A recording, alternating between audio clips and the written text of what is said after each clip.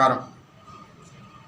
രാഹുൽ മാക്കൂട്ടത്തിനെതിരെയുള്ള രണ്ടാം പീഡന പരാതിക്കാരിയുടെ മൊഴിയും അതുപോലെ മെഡിക്കൽ പരിശോധനയൊക്കെ നടന്നതായിട്ടുള്ള വാർത്തകളൊന്നും പറയാനിടയായി. എന്താണ് ഇവിടെ ഇപ്പം നടക്കുന്നതെന്നുള്ളത് പൊതുസമൂഹത്തിൻ്റെ ഭാഗത്തു നിന്നുകൊണ്ടൊന്ന് ചോദിക്കേണ്ട ഒരു ചോദ്യം അത് തന്നെയാണ് ഇപ്പോൾ ഈ വീഡിയോയിൽ വരാനുള്ള ഒരു കാരണം എന്ന് പറയുന്നത്.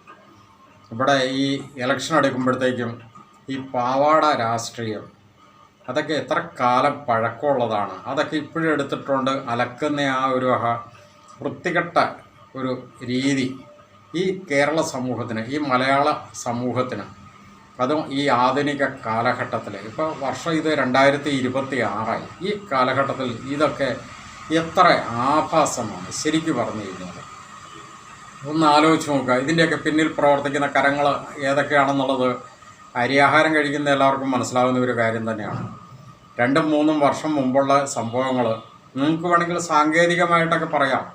ഇത് ആ വ്യക്തി ചെയ്ത് കുറ്റത്തിന് വന്നിരിക്കുന്ന പരാതിയല്ലേ, ആ പരാതിയുടെ പുറത്ത് സർക്കാർ എടുക്കുന്ന നടപടിയാണ് എന്നൊക്കെ വേണമെങ്കിൽ പറഞ്ഞ് ന്യായീകരിക്കാം. പക്ഷേ അരിയാഹാരം കഴിക്കുന്ന ഒരു മനുഷ്യനും വിശ്വസിക്കില്ല. നിങ്ങൾക്ക് വേണ്ടി സിന്താബ വിളിക്കുന്ന ആൾക്കാർ പോലും അത് വിശ്വസിക്കുന്നില്ല, അംഗീകരിക്കുന്നില്ല, ഉൾക്കൊള്ളുന്നില്ല എന്നുള്ളതാണ് സത്യം. രാഷ്ട്രീയപരമായിട്ട് നിങ്ങൾക്ക് വേണമെങ്കിൽ ഒരു വ്യക്തിയെ തോൽപ്പിക്കാൻ സാധിക്കാത്തതുകൊണ്ട്, അതായത് ആശയപരമായിട്ട് തോൽപ്പിക്കാനാവാത്തത് കൊണ്ട് അടിപ്പാവാട പൊക്കിയുള്ള അശ്ലീലം പറഞ്ഞ് ആഭാസനാക്കാം എന്ന അതിമോഹം അത് നിങ്ങളെ തന്നെ സ്വയം നാറ്റിക്കുകയുള്ളൂ. അതാണ് സംഭവിച്ചുകൊണ്ടിരിക്കുന്ന ഒരു കാര്യം എന്ന് പറയുന്നത്. കാരണം രാഹുൽ മാക്കൂട്ടത്തിനെതിരെ ഈ 3 പീഡന പരാതികൾ വന്നത്, 1-ാം പീഡന പരാതിയും 3-ാം പീഡന പരാതിയും കംപ്ലീറ്റ് ഫ്ലോപ്പായി. നമുക്കറിയാം കോടതികൾ അതിനെപ്പറ്റി വളരെ വിശദമായിട്ട് തന്നെ അതിനെപ്പറ്റി മനസ്സിലാക്കിയിട്ട് കോടതി ഉത്തരവുകൾ പുറപ്പെടുവിച്ചു കഴിഞ്ഞു. ഇനി അതിൻ്റെ സാങ്കേതികത്വം മാത്രമാണ് ശരിക്കും പറഞ്ഞു കഴിഞ്ഞാൽ ഇത്തരം മൊഴിയെടുപ്പുകളും മറ്റു കാര്യങ്ങളൊക്കെ നടക്കുന്നത്. അത്രേ ഉള്ളൂ. അങ്ങനെ അത് 2 ഫ്ലോപ്പായി കഴിഞ്ഞ് കഴിഞ്ഞപ്പോഴത്തേക്കും സൈലൻ്റായി കിടന്ന ഈ 2-ാം പീഡന പരാതി ഇന്നിപ്പോൾ രംഗപ്രവേശനം ചെയ്തു. 2 വർഷം മുമ്പ് നടന്നിരുന്നതാണ് പറയപ്പെടുന്നത് സംഭവം തന്നെ. ഒന്ന് ആലോചിച്ച് നോക്കുക. ഈ പീഡന പരാതി കൊടുത്തു കഴിഞ്ഞാൽ പിന്നെ അവർക്കൊരു പ്രത്യേക ഇരുമ്പ് കവചം വന്ന് അവരെ സംരക്ഷിക്കുകയാണല്ലോ, അതിജീവിത അല്ലേ. അതായത് പരാതിക്കാരിക്ക് പിന്നെ അതിജീവിത എന്നൊരു മേലങ്കി കുപ്പായം ഉള്ളതുകൊണ്ട് അവരെ പറ്റി പിന്നെ പൊതുസമൂഹത്തിൽ ആർക്കും ഒന്നും അറിയുകയില്ല, പറയുകയും വേണ്ട, പറയാനും പാടില്ല. അതല്ല സംഭവിക്കുന്നത്. അതേ സ്ഥാനത്ത് ഈ ഇതിൽ പറയുന്ന പ്രതി എന്ന് പറയുന്ന വ്യക്തിയെപ്പറ്റി ഇവിടെയുള്ള സർവത്രാദി സോഷ്യൽ മീഡിയ ആണെങ്കിലും മുഖ്യധാര മാധ്യമങ്ങളാണെങ്കിലും ആർക്ക് എന്ത് വേണമെങ്കിലും പറയാം, ആക്രോശിക്കാം. അങ്ങോട്ട് മാറി ഇങ്ങോട്ട് മാറി, അവിടെ നോക്കി ഇവിടെ നോക്കി, ആ ഡ്രസ്സ് ഇട്ടു, അല്ലെങ്കിൽ ആ വണ്ടിയിൽ പോയി, ഇനി അതും അല്ലെങ്കിൽ അവിടെ യൂറിൻ പാസ് ചെയ്തു, ഇവിടെ അപ്പിയിട്ടു, ഇങ്ങനെയുള്ള സർവത്രാദി കാര്യങ്ങൾ എടുത്തിട്ട് അലക്കിക്കൊണ്ടിരിക്കും. അങ്ങനെ അലക്കാൻ വേണ്ടിയിട്ട് തന്നെ കൊട്ടേഷൻ എടുത്ത് നടക്കുന്ന കുറേ മാധ്യമ സിൻഡിക്കേറ്റുകൾ അല്ലേ. ഇതൊക്കെ എത്ര അശ്ലീലമാണ്. ഇതുകൊണ്ടൊക്കെ ഇനിയുള്ള കാലം പിടിച്ചു നിൽക്കുമെന്നുള്ളതാണ് ധരിക്കുന്നത്. ഇത് ഇതിൻ്റെ പിന്നിൽ പ്രവർത്തിക്കുന്ന ശക്തികളൊക്കെ വളരെ വ്യക്തമാണ്. ആ ശക്തികൾ ഒരു SSP എന്നൊരു കോക്കസാണ്. പക്ഷേ ഈ SSP എന്ന കോക്കസിനകത്ത് P എന്ന ആ ഒരു ഘടകമാണ് ഇതിന് മുന്നിൽ നിന്നുകൊണ്ട് കളിക്കുന്നത്. അതായത് പിണറായിസ്റ്റുകൾ. ഇതിനകത്ത് സസ്പെൻസ് ഒന്നും വെച്ച് സംസാരിക്കേണ്ട കാര്യങ്ങളൊന്നുമില്ല. പിണറായിസ്റ്റുകളാണ് ഇതിൻ്റെ മുന്നിൽ നിന്നുകൊണ്ട് കളിക്കുന്നത്. നിങ്ങൾക്ക് എന്ത് കിട്ടാനാണ്? ഇങ്ങനെ നിങ്ങളിനി ഇപ്പോൾ എത്ര കളിച്ചു കഴിഞ്ഞാലും നിങ്ങൾക്ക് ചിലപ്പോൾ തൽക്കാലം ഇപ്പോൾ ഉള്ള പ്രശ്നങ്ങളെയൊക്കെ ഒന്ന് ഒതുക്കി നിർത്താനോ ഇതിനൊക്കെ വേണ്ടിയിട്ട് ചിലപ്പം ഒരു മറ അത്രയല്ല ഉള്ളൂ. അതുകൊണ്ടൊക്കെ എന്താ കാര്യം ഇരിക്കണം? നിങ്ങൾക്ക് ആ വ്യക്തിയെ ആശയപരമായിട്ട് എന്തുകൊണ്ട് തോൽപ്പിക്കാൻ സാധിക്കുന്നില്ല? രാഷ്ട്രീയപരമായിട്ട് എന്തുകൊണ്ട് തോൽപ്പിക്കാൻ സാധിക്കുന്നില്ല? ഈ ഇരട്ടക്കൊലപാതക കേസിലെ 1-ാമത്തെ പ്രതി എന്ന് പറയുന്നത് നെമ്മാറ പോലീസ് സ്റ്റേഷനിലെ SHOയും സർക്കിൾ ഇൻസ്പെക്ടറുമായിട്ടുള്ള എന്താണ് പേര്, മഹേന്ദ്ര സിംഹനാണ് ഈ കേസിനകത്ത് 1-ാമത്തെ പ്രതി. ശ്രീ മഹേന്ദ്ര സിംഹനോട് പറയാനായിട്ടുള്ളത് സിംഹമൊന്നും ആകണ്ട, ഒരു മനുഷ്യനായിട്ടെങ്കിലും പെരുമാറിയിരുന്നെങ്കിൽ ഈ കൊലപാതകം ഉണ്ടാകുമായിരുന്നു. ഈ സിംഹൻ ഒരാഴ്ച മുൻപ് ചന്താമര സ്റ്റേഷനിലേക്ക് വന്നപ്പോ മുയലിനേക്കാൾ അനുസരണയുള്ള ഒരു ജീവജാലമായ ചെന്താമരയുടെ അടുത്തേക്ക് ചെന്ന് ചെന്താമരയ്ക്ക് പറയാനുള്ള ആവലാതികളെല്ലാം കേട്ട് സല്യൂട്ട് അടിച്ചില്ല എന്ന് മാത്രമുള്ള ബാക്കി എല്ലാ വിധേയത്വത്തിലും തിരിച്ചകത്തേക്ക് കയറിപ്പോയതിന്റെ പരിണിത ഫലമായിട്ടാണ് അഖിലയ്ക്കും അതുല്യയ്ക്കും അച്ഛനെ കൂടി നഷ്ടമാകുന്ന സാഹചര്യം ഉണ്ടായി. പ്രിയപ്പെട്ട ശ്രീ കെ ബാബു അദ്ദേഹം പറയുകയുണ്ടായി, ആ 2 കുഞ്ഞുങ്ങളുടെയും സംരക്ഷണം സർക്കാർ ഏറ്റെടുക്കും. എന്ത് സംരക്ഷണമാണ് നിങ്ങൾ ഏറ്റെടുക്കുവാൻ പോകുന്നത്? ആ കുഞ്ഞു പെൺകുട്ടികളുടെ അമ്മയും അച്ഛനും നഷ്ടമായതിനു ശേഷം അതിന്റെ അനാഥത്വം പേർന്ന ആ കുഞ്ഞുങ്ങളുടെ ഏത് തരത്തിലുള്ള രക്ഷകർത്തത്വമാണ് ശ്രീ പിണറായി വിജയന്റെ സർക്കാരിന് ഉറപ്പ് കൊടുക്കുവാനായിട്ടുള്ളത്? അവർക്ക് നഷ്ടമായ അച്ഛനെ നിങ്ങൾക്ക് തിരികെ കൊടുക്കുവാൻ കഴിയുമോ? അവർക്ക് നഷ്ടമായ അമ്മയെ തിരികെ കൊടുക്കുവാൻ കഴിയുമോ? അവർക്ക് നഷ്ടമായ അച്ഛമ്മയെ തിരികെ കൊടുക്കുവാൻ നിങ്ങൾക്ക് കഴിയുമോ? പിന്നെ ഏത് തരം സംരക്ഷണമാണ് നിങ്ങൾ കൊടുക്കുമെന്ന് ഉറപ്പുവരുത്തുവാൻ ആഗ്രഹിക്കുന്നത്? നെമ്മാറയിൽ മാത്രം തുടങ്ങി നെമ്മാറയിൽ ഒതുങ്ങുന്നതല്ല. വടക്കൻ പരവൂർ കഴിഞ്ഞ ദിവസം കണ്ടതും ഇതിന് സമാനമായ സ്റ്റേറ്റ് സ്പോൺസേഡ് കൊലപാതകമാണ്. ഇതിലും നല്ലത് കൊലയാളികളുടെ കയ്യിലേക്ക് മനുഷ്യന്മാരെ പിച്ചിക്കീറുവാനുള്ള പിച്ചാത്തി കൂടി വെച്ചു കൊടുക്കുന്നതാണ് കേരള പോലീസ് ഇതിനേക്കാൾ അഭികാമ്യം എന്നാണ് ഇവിടെ സൂചിപ്പിക്കാനായിട്ടുള്ളത്. സർവത്ര ജാമ്യ വ്യവസ്ഥയും ലംഘിച്ചിട്ട് ഒരു പ്രതി, ഒരു കൊലപാതക കേസിനകത്ത് പ്രതിയായിട്ടുള്ളയാള്, ഇനിയും കൊല്ലുമെന്ന് നിരന്തരമായി ഭീഷണി മുഴക്കിക്കൊണ്ടിരിക്കുന്ന ആള് ജാമ്യ വ്യവസ്ഥകൾ ലംഘിച്ചുകൊണ്ട് നെമ്മാറ പഞ്ചായത്തിലേക്ക് എത്താൻ കഴിയുക? അല്ലെങ്കിൽ തന്നെ നിങ്ങളുടെ ഭാഷയിൽ പറഞ്ഞാൽ മാനസിക രോഗിയായ ഒരു കൊലപാതകിക്ക് എങ്ങനെയാണ് പഞ്ചായത്തിന്റെ പരിധി മാത്രം ജാമ്യ വ്യവസ്ഥയിൽ ഉണ്ടാകുന്നത്? നെമ്മാറ താലൂക്കിനകത്ത് പ്രവേശിക്കുവാൻ പാടില്ല എന്ന ജാമ്യ വ്യവസ്ഥയ്ക്ക് വേണ്ടി ആ കുടുംബം കേണപേക്ഷിച്ചിട്ട് അതിന് ചെവിക്കൊള്ളാതെ പഞ്ചായത്തിനകത്ത് മാത്രം കയറാതിരുന്നാൽ മതി എന്ന ജാമ്യ വ്യവസ്ഥ ഉണ്ടാക്കി കൊടുത്തത് ഈ കേരള പോലീസല്ലേ? നിങ്ങൾക്കെല്ലാം എല്ലാ മാസവും ഞങ്ങളുടെയൊക്കെ നികുതി പണത്തിൽ നിന്ന് പൊതുഖജനാവിലേക്ക് കൊടുക്കുന്ന പണം, ആ പണം എടുത്ത് നിങ്ങൾക്കൊക്കെ ശമ്പളം തരുന്ന എന്ത് കാര്യമാണുള്ളത്? ഈ പോലീസുകാർക്ക് ശമ്പളം കൊടുക്കുന്നതിനേക്കാൾ നല്ലത് ആ പണം എടുത്തുകൊണ്ട് കുറെ കോലം കെട്ടിവെച്ചാൽ ആ കോലം കണ്ടിട്ട് കാക്കയെങ്കിലും അവിടെ എത്താതിരിക്കുന്ന സാഹചര്യമെങ്കിലും ഉണ്ടാകും. അങ്ങനെ പോലുമുള്ളൊരു പ്രയോജനം നിങ്ങളെ കൂടി നാട്ടിൽ ലഭിക്കും. ആ നാട്ടിലെ 120 പേർ എഴുതി ഒപ്പിട്ട് തന്നിരിക്കുന്ന പരാതി ഈ സിംഹന്റെ കയ്യിലിരിക്കുമ്പോ, സർക്കിൾ ഇൻസ്പെക്ടറായ സിംഹന്റെ കയ്യിലിരിക്കുമ്പോഴാണ് ചെന്താമര എന്ന് പറയുന്ന ഈ കൊലപാതകി അയാൾ സ്റ്റേഷനിലേക്ക് വരുമ്പോൾ നിങ്ങൾ വേദോപദേശിച്ച് പറഞ്ഞു വിടുന്നത്? എന്ത് പശ്ചാത്തലത്തിലാണ് ഇത്രയേറെ ആളുകൾ തന്നിരിക്കുന്ന ഒരു പരാതി? ആ പരാതിയുടെ പേരിൽ നിരവധി തവണ ഇവരെയൊക്കെ ഭീഷണിപ്പെടുത്തുന്ന പരാതി ഉണ്ടായിട്ട് അതിന്റെ പേരിൽ ഒരു FIR പോലും എടുക്കാതെ അയാളെ പറഞ്ഞയച്ചു വിടുന്നത് നിങ്ങൾ കൊലപാതകത്തിന് വേണ്ടിയിട്ട് ആളെ പറഞ്ഞു വിടുന്നതിന് തുല്യമല്ലേ? അതുകൊണ്ടാണ് ഞാൻ നേരത്തെ സൂചിപ്പിച്ചത്, ഈ കേസിനകത്തെ 1ാമത്തെ പ്രതി ഈ സ്റ്റേഷനിലെ സർക്കിൾ ഇൻസ്പെക്ടറാണ്. ചെന്താമര കൊലപാതകം നടത്തിയ ആളാണ് എങ്കിൽ ആ കൊലപാതകത്തിന് വേണ്ടുന്ന എല്ലാ സാഹചര്യവും ഒത്താശയും ചെയ്തു കൊടുത്തത് ഈ സ്റ്റേഷനിലെ സർക്കിൾ ഇൻസ്പെക്ടറാണ്. അയാൾക്കെതിരായി ഇതിന് ഉത്തരവാദികളായ മുഴുവൻ പോലീസ് ഉദ്യോഗസ്ഥർക്കെതിരായിട്ട് കൂടിയുള്ള നടപടിയാണ് ഈ കേസിന്റെ ശാശ്വതമായി വരിക. മാനസിക രോഗിയായ ഒരാളെ, ഈ നിഷ്ഠൂരമായ നീചമായ കൊലപാതകം നടത്തിയ ഒരാളെ പോലും കണ്ടുപിടിക്കുവാൻ കേരള പോലീസ് കഴിയുന്നില്ല എങ്കിൽ പിന്നെ നിങ്ങൾ എന്തിനു കൊള്ളാം?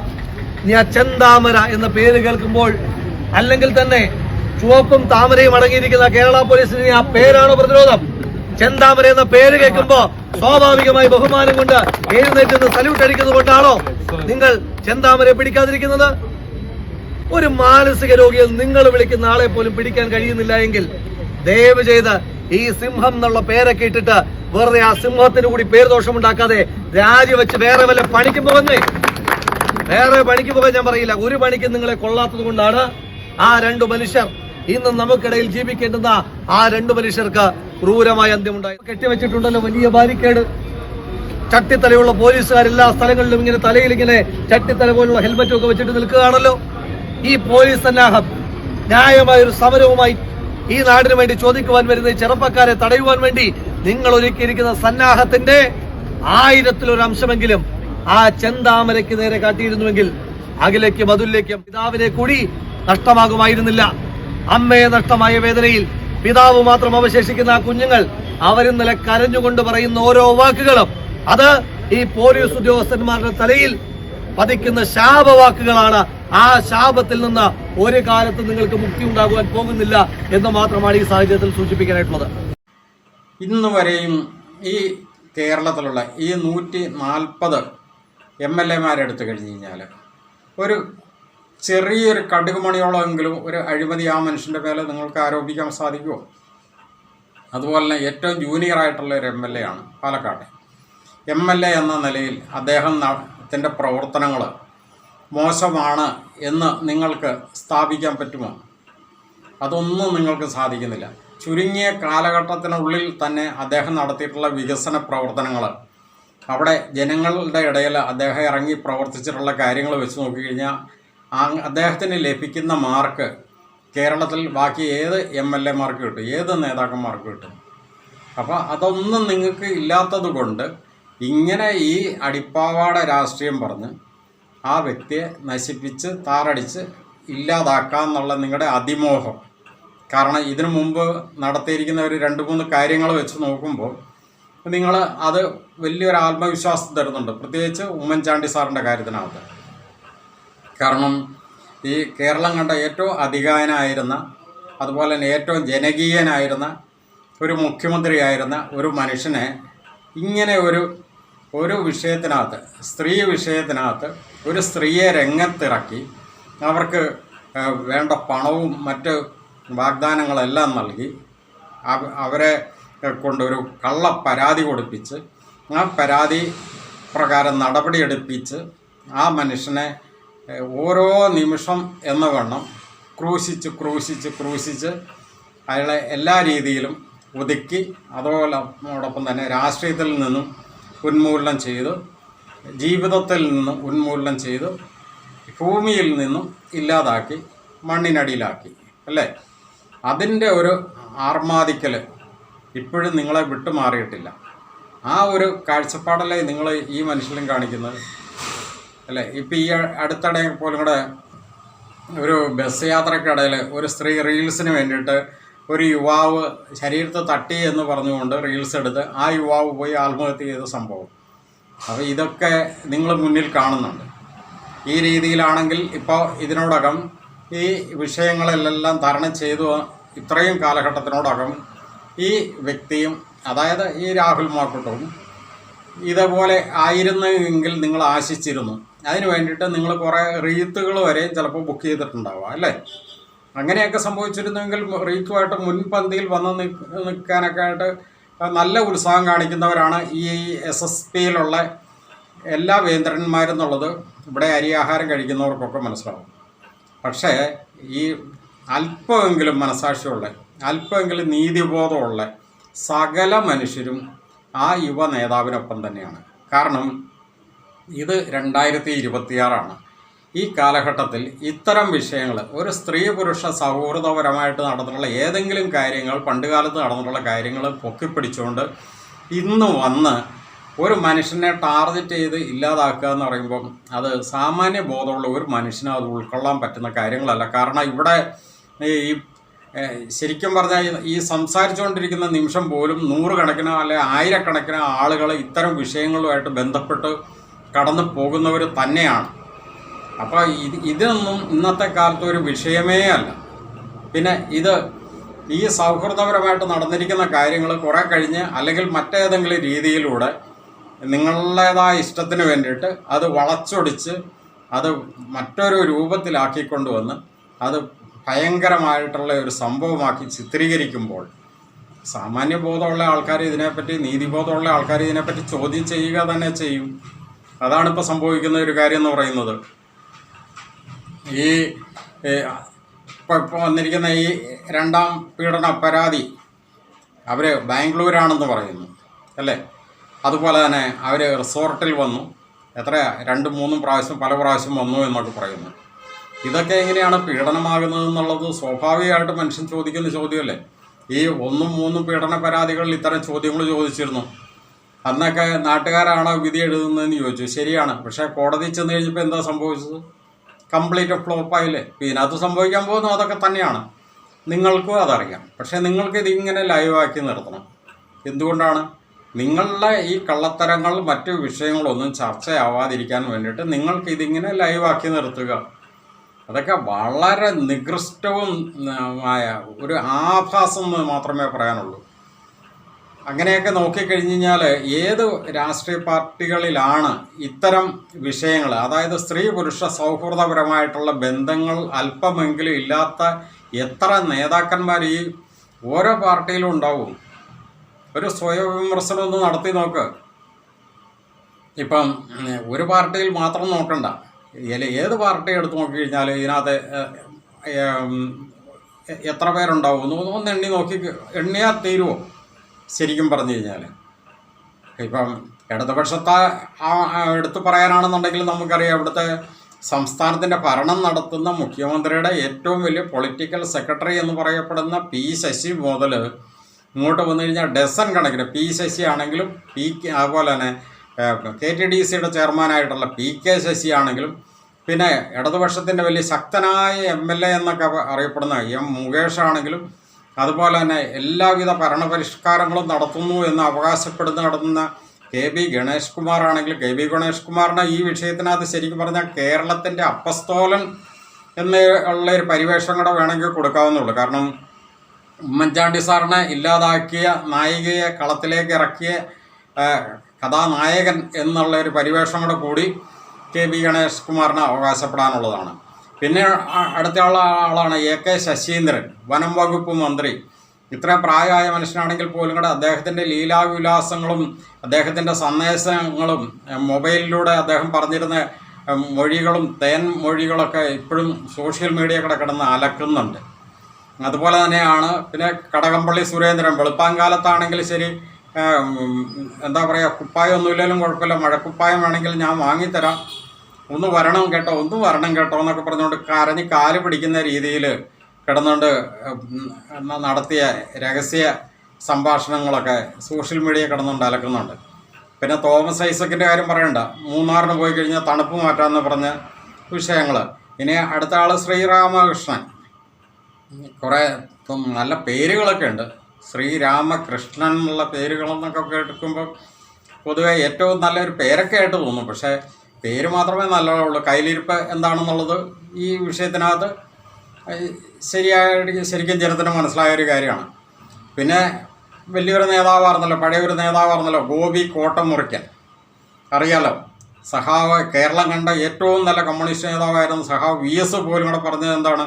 ആ മ്ലേച്ഛനെ പാർട്ടിക്കകത്ത് പോലും വെച്ചുകൊണ്ടിരിക്കരുതെന്നാണ് പറഞ്ഞത്. അന്ന് VS ഒക്കെ ഇത്തിരി സ്ട്രോങ് ആയിരുന്നത് കൊണ്ട് അയാളെ പാർട്ടിയിലൊക്കെ ഒന്ന് ഒതുക്കി ഏറ്റവും താഴ്ഘടകത്തിലേക്ക് കൊണ്ടുപോയി. പക്ഷേ അതിനുശേഷം VS പാർട്ടിയിൽ അത്ര ആരോഗ്യപരമായ കാരണങ്ങളാൽ ഒതുക്കി വന്നു കഴിഞ്ഞപ്പോഴത്തേക്കും വീണ്ടും അയാളൊക്കെ പൊന്തി ഏറ്റവും തലപ്പത്തേക്ക് കയറ്റിക്കൊണ്ട് വന്നു. പിന്നെ ഇതെല്ലാം പറഞ്ഞു കഴിഞ്ഞാൽ ഇപ്പം നമ്മുടെ ഏറ്റവും വലിയ എന്താ പറയുക, പിണറായിസ്റ്റിൻ്റെ അപ്പസ്തോലനായ സർവശ്രീ മുഖ്യമന്ത്രിയുടെ മരുമകൻ, ഇപ്പോഴത്തെ മരുമകൻ ശ്രീ മുഹമ്മദ് റിയാസിനെ പറ്റി എന്താണ് പറയാനുള്ളത്? മുഹമ്മദ് റിയാസിൻ്റെ ഇത്തരം വിഷയത്തിലുള്ള കാര്യങ്ങളൊക്കെ ജനങ്ങൾക്ക് അറിയില്ലെന്ന് കരുതിക്കൊണ്ടാണ്. മുഖ്യൻ്റെ മകളെ കെട്ടിയത് കൊണ്ട് മാത്രം കാര്യമില്ല, മുഖ്യൻ്റെ മകളെ ഇപ്പോഴല്ലേ കെട്ടിയത്. അപ്പോൾ അതിനു മുമ്പ് ഈ റിയാസിൻ്റെ ലീലാവിലാസങ്ങളോ അല്ലെ റിയാസിൻ്റെ ആ കുടുംബ പ്രശ്നത്തിലും ഭാര്യയായിട്ടുണ്ടായിരുന്ന പ്രശ്നങ്ങളും, അതുപോലെ കോഴിക്കോട് 50 രൂപയ്ക്ക് കിട്ടുമെന്നൊക്കെ പറഞ്ഞ് ആ വാമൊഴിയും ഒക്കെ ഇവിടെ പൊതുമണ്ഡലത്തിൽ ആർക്കും അറിയില്ല എന്ന് കരുതിക്കൊണ്ടാണ് ഇരിക്കുകയാണ്. നിങ്ങളൊക്കെ ഈ കാട്ടിക്കൂട്ടുന്ന ഈ ഇത്രയും എന്താ പറയുക മ്ലേച്ഛമായിട്ടുള്ള ഘട്ടത്തിൽ നിൽക്കുന്ന നിങ്ങളാണ് വെറും ഒരു ചെറിയൊരു വിഷയത്തിൻ്റെ പേരിൽ ഒരു യുവ നേതാവിനെ ടാർഗറ്റ് ചെയ്ത് ഇല്ലാതാക്കാനായിട്ട് ഈ രീതിയിൽ കോപ്പ് കൂട്ടുന്നത്. ഇതൊക്കെ അരിയാഹാരം കഴിക്കുന്ന എല്ലാ മനുഷ്യനും മനസ്സിലാകുന്ന ഒരു കാര്യം തന്നെയാണ്. ഇതൊക്കെ വളരെ വളരെ വളരെ മോശമാണ്. ഈ 2-3 മാസം കൂടെ കഴിയുമ്പോഴത്തേക്കും നിങ്ങളൊക്കെ ശരിക്കും പറഞ്ഞു കഴിഞ്ഞാൽ ഇവിടെ പാർട്ടി തന്നെ ഇല്ലാതാക്കാൻ വേണ്ടിയിട്ടുള്ള പാർട്ടിയുടെ, അതായത് ശരിക്കും പറഞ്ഞാൽ പണ്ട് കമ്മ്യൂണിസ്റ്റ്, അത് കഴിഞ്ഞ് CPM, ഇപ്പം ഇത് രണ്ടും ഇല്ലാണ്ടായിട്ട് വന്നിരിക്കുന്ന ഈ പിണറായിസ്റ്റ് ആ ഒരു ലെവലിലേക്ക് ലോപിച്ച് ഇപ്പോൾ ആ പ്രസ്ഥാനം തന്നെ ഇല്ലാതാക്കാനായിട്ടുള്ള ഒരു ക്യാൻസർ പോലുള്ള ഒരു രോഗം, അതാണ് നിങ്ങളുടെ ഈ അടിപ്പാവാട രാഷ്ട്രീയം. അതാണ് ഇതിൽ നിന്നും മനസ്സിലാകുന്നത്. അതായത് ശരിക്കും പറഞ്ഞു കഴിഞ്ഞാൽ ജനങ്ങൾ 1% സാമാന്യ ബോധമുള്ള ജനങ്ങൾ നിങ്ങളെ വെറുക്കുന്നു. അതാണ് ഇത്തരം പ്രവൃത്തിയിലൂടെ വരുന്നത്.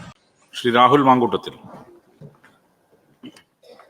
സർ, സംസ്ഥാനത്ത് യുവാക്കൾക്കിടയിൽ ലഹരിയുടെ ഉപഭോഗം വല്ലാതെ വർദ്ധിച്ചു വരികയാണ്. ഒരു യുവജന സംഘടനാ പ്രവർത്തകൻ എന്ന നിലയിൽ അതിനുള്ള വലിയ ആശങ്ക നമുക്ക് എല്ലാവർക്കുമുണ്ട്. സ്കൂളുകളാണ് ഇതിൻ്റെ ഏറ്റവും പ്രധാനപ്പെട്ട കേന്ദ്രങ്ങളായി മാറുന്നത്. അതിനാൽ തന്നെ ഇപ്പോൾ നമ്മുടെ നിലവിലുള്ള പദ്ധതി വിമുക്തിയാണ്. കുട്ടികൾ ഡിസൈൻഡ് ഡ്രഗ്സിൽ നിന്ന് സെൽഫ് ഡിസൈൻഡ് ഡ്രഗ്സിലേക്ക് മാറുമ്പോൾ വിമുക്തിയെ നമുക്ക് അപ്ഡേറ്റ് ചെയ്യേണ്ടതായിട്ടുണ്ട്. അതിനാൽ വിദ്യാഭ്യാസ വകുപ്പും എക്സൈസ് വകുപ്പും കാലികമായ എന്തെങ്കിലും പദ്ധതിയെ പറ്റി ആലോചിക്കുന്നുണ്ടോ? യുവജന സംഘടനാ പ്രവർത്തകരെ അതിനകത്ത് ഉൾക്കൊള്ളിക്കുവാൻ ഉദ്ദേശിക്കുന്നുണ്ടോ? നിലവിൽ നടത്തിയ പദ്ധതികളുടെ ഈ സംസാരമാണ് ഈ നേതാക്കന്മാർക്കൊക്കെ ഒരു കല്ലുകടിയായിരിക്കുന്നത്. നിലവിൽ ഇക്കാര്യത്തിൽ വിദ്യാഭ്യാസ വകുപ്പും യുവജനക്ഷേമ വകുപ്പുമായി കൂടിയാലോചിച്ചുള്ള പദ്ധതികൾക്ക് രൂപവും ഭാവവും നൽകിയിട്ടുണ്ട്. ഭാവിയിൽ കൂടുതൽ കാര്യങ്ങൾ അങ്ങ് സൂചിപ്പിച്ചതുപോലെ ശ്രദ്ധിക്കാവുന്നു. രാഷ്ട്രീയം എന്ന് പറഞ്ഞാൽ കുറേ അന്തസ്സോടുകൂടി രാഷ്ട്രീയം കളിക്കുക, അതുപോലെ തന്നെ ആശയപരമായി നേരിടുക, അതൊക്കെയാണ് രാഷ്ട്രീയ പ്രവർത്തനം എന്ന് പറയുന്നത്. ഇത് ഏറ്റവും തരം താണ, ഏറ്റവും നികൃഷ്ടമായ അശ്ലീല ആഭാസം കൊണ്ട് ജയിക്കാൻ നോക്കുന്ന ഏറ്റവും മ്ലേച്ഛമായ അടിപ്പാവാട രാഷ്ട്രീയം. ഇത് തീരെ തരം താണയൊരു കാര്യം. അത്രേ ഉള്ളൂ ഇതിനകത്ത്. ഇത് മാത്രം ഒന്ന് പറയാൻ വേണ്ടിയിട്ടാണ് ഈ വീഡിയോയിലോട്ട് വന്നത്. ബാക്കിയുള്ള കാര്യങ്ങൾ ജനങ്ങൾ ഇത് തീരുമാനിക്കുക. ഇത് കേൾക്കുന്ന ജനങ്ങൾക്ക് ഏതായാലും സാമാന്യ ബോധമുണ്ട്. ആ കാര്യത്തിൽ തർക്കമൊന്നുമില്ല. ഇവിടെ ഭരിക്കുന്നവർക്ക് ബോധമില്ലെങ്കിലും സാമാന്യ ബോധമുള്ളവരാണ് ജനങ്ങൾ. അതുകൊണ്ട് തന്നെ ജനങ്ങൾ ഈ കാര്യത്തിനകത്ത് വേണ്ട തീരുമാനങ്ങൾ എടുക്കുക, വേണ്ട രീതിയിൽ ഈ കാര്യങ്ങളെ അപഗ്രഥിക്കുക. അത്ര മാത്രമേ പറയുന്നുള്ളൂ. നന്ദി.